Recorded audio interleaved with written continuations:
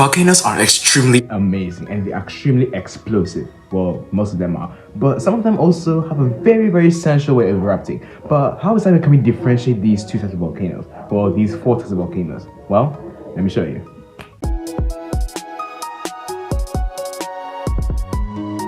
Now, let's talk about what a volcano actually is. So basically, it's just an opening in the Earth's crust that allows magma and hot ash and gases to escape from below the surface. So volcanoes form when magma, a type of molten rock from the mantle, rises through cracks and weaknesses in the Earth's crust, building upon in a magma chamber below the surface. So there are two main types of volcanoes, but there are also a few other types that we have to talk about later. But let's start with the two main ones, the stratovolcano and the shield volcanoes. So the stratovolcano is also called the complex volcano. Now these are made up of alternating layers of lava and ash, forming a cone-shaped mountain like this, like a football pylon.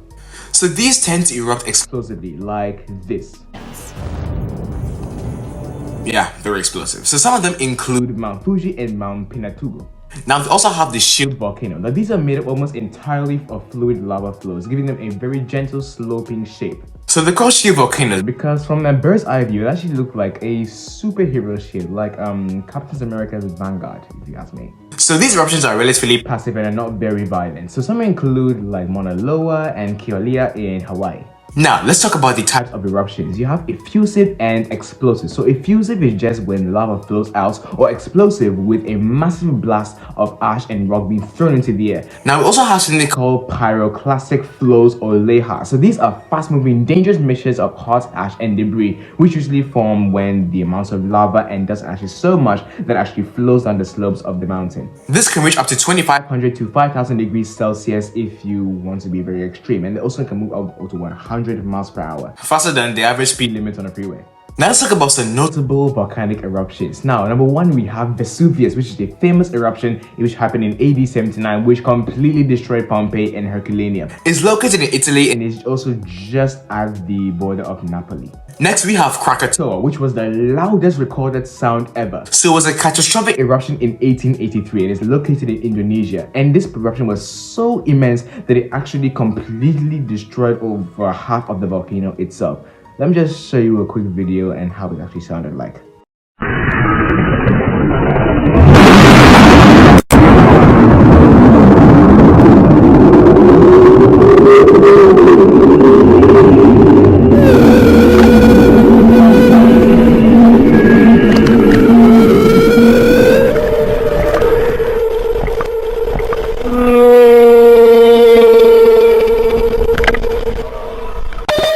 Yeah, this caused tsunamis, and this was also heard all the way from Chile. The shockwave was just immense. Next, we have Mount St. Helens, which actually had a severe eruption in 1980 in the US, located in Washington State, USA.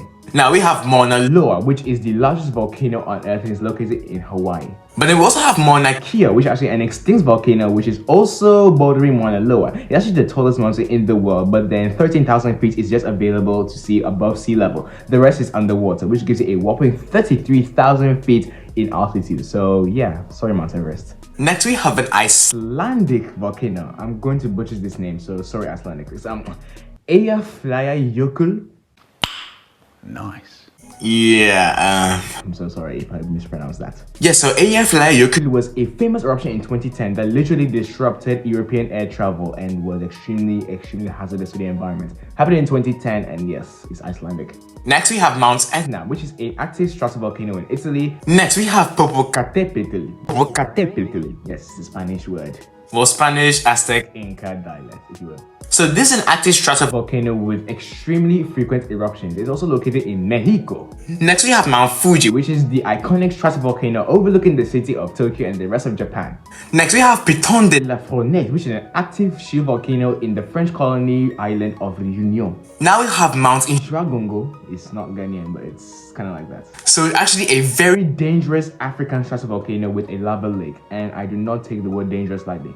No, those are just the main eruptions and their names and where they're located. But let's talk about the main types of volcanoes now. Now we have the lava dome. So these are made of viscous lava that piles up in a dome shape near the vent and has steep sides and forms extremely eruptive and explosive eruptions and forms pyroclastic flows. Next is the shield volcano. Now it's made up of fluid basalt lava that flows out gently through the broad and gentle slopes. So it forms lava flows and passive eruptions. Next, we have the stratovolcano. Volcano, also known as the composite volcano. Now, these are made up of alternating layers of lava and ash with steep cone shape at the crater at the top. And these also produce Powerful eruptions as well as lava flows. Now, we also have the cinder cone, which are one of the smallest ever. So these are small and cone shaped, And they are formed by accumulation of cinder, ash, and ejected material throughout the past. But they can also have brief but very violent eruptions. So the key differences in These types of volcanoes are the lava viscosity resulting in the shape and slope of the edifice and the eruption style. So the shields have the most lava flow and are most fluid and are the most gently slow, while stratovolcanoes have very viscous lava that also piles up steeply. and yes, there actually There are specific terms used to describe the different types of volcanic eruptions.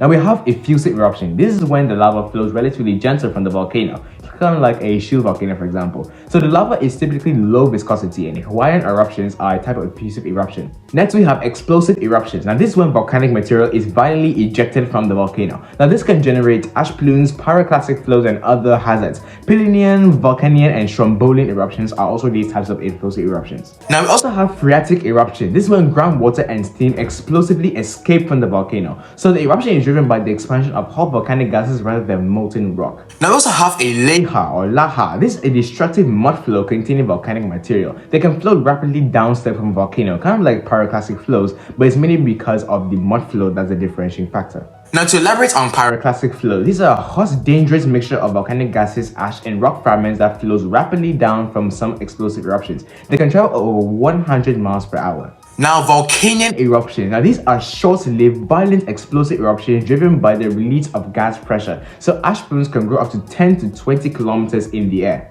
and about ash Plumes. Did you know that volcanoes can actually pump up to 60 tons of CO2 into the air? yeah, so human Activities can also be written off by Mother Nature's activities. Now last but not least, we have the Palean eruption. These are very large explosive eruptions generating major ash clouds and pyroclastic flows, often accumulating in the collapse of the erupting volcano. but this is just a Tip of the iceberg. You can actually go on Google and check for about 30 other volcanic eruption types. Yeah, there are a lot. in conclusion. Conclusion, the volcano and the eruption type depends on the gas factor, the lava viscosity, and the volcanic materials. So this influences the explosiveness, velocity, and the hazards posed by the eruption. So most volcanoes are mainly Concentrated around the ring of fire, which is not basically a ring, but it's more like a penguin horseshoe-like shape, like this.